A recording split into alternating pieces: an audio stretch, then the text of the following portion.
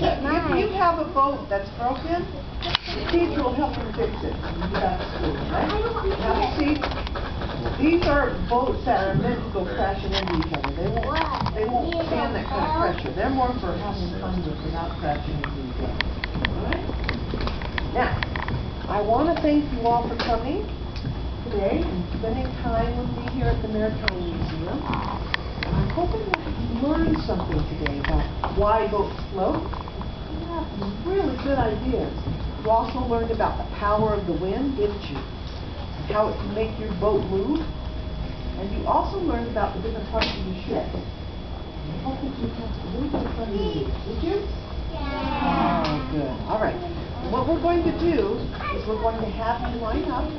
You're going to go back out through the museum, right?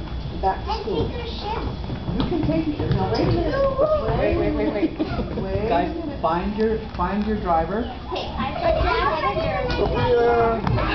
Over here. Anthony, come. Look at Mom.